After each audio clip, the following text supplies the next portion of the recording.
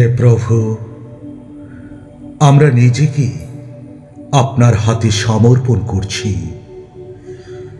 হে আমাদের ঈশ্বর, আমরা আপনাতে আস্থা রাখি। আমাদের শত্রুরা যেন আমাদের ওপর জয়লাভ না করে, যদি কোনো ব্যক্তি আপনার উপর নির্ভর করে, সে কখনো হতাশাগ্রস্ত হবে না। কিন্তু বিশ্বাসঘাতকরা হতাশ হবে, তারা কিছুই পাবে না, তারা কিছুই পাবে না।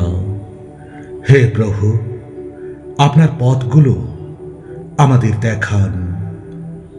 আপনার পথ সম্পর্কে আমাদের আপনি শিক্ষা দিন, আমাদের পরিচালিত করুন আপনি। আমরা আপনার উপর নির্ভর করি। হে প্রভু, আমাদের প্রতি দয়া করে আমাদের স্মরণ করবেন যে কমল ভালোবাসা আপনি আমাদের চিরদিন দিয়ে এসেছেন।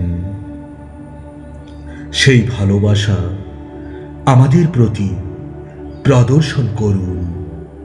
আমাদের তরুণ বয়সের কৃত কুকর্ম ও পাপ আপনি স্মরণে রাখবেন না।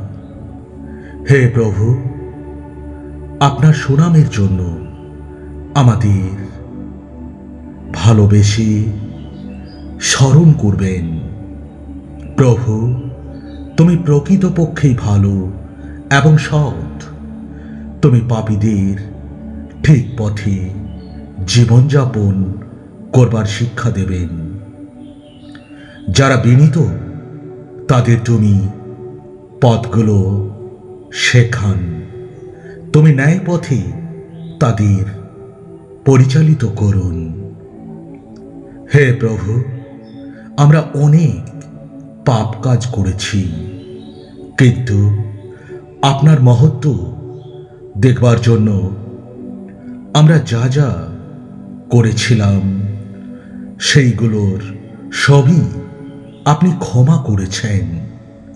আমি বিশ্বাস করি, যদি কোনো ভাই বোন প্রভু কেউ অনুসরণ করবে বলে মনোনীত করো, তাহলে ঈশ্বর তাকে বেঁচে থাকবার শ্রেষ্ঠ রাস্তা দেখাবেন। সেই ভাই বোন ভালো জিনিস উপভোগ করতে পারবে এবং তার সন্তানরা ঈশ্বরের প্রতিশ্রুত ভূখণ্ড পাবে।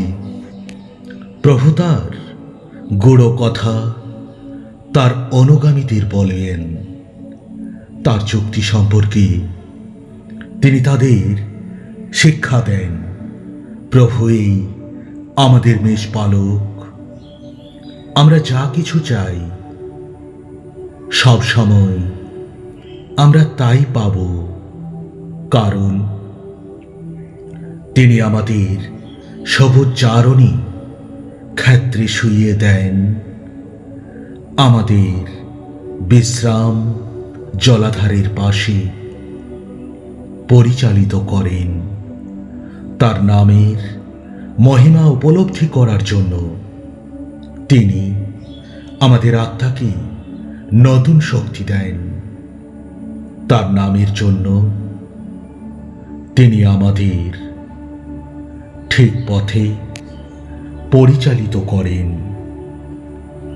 এমনকি যদি আমরা কবরের মতো গাঢ় অন্ধকারময় কোনো উপত্যকা দিয়ে আমরা হেঁটে যাই, আমরা কোনো বিপদের দ্বারা ভীত হব না।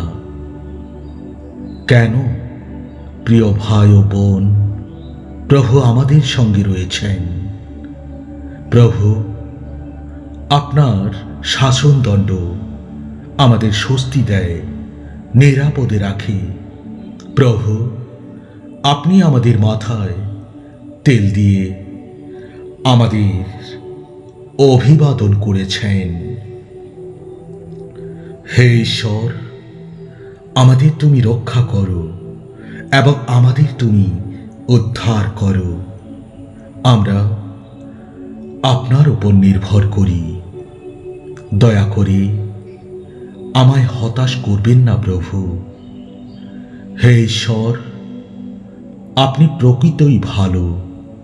আমরা আপনাতে বিশ্বাস করি।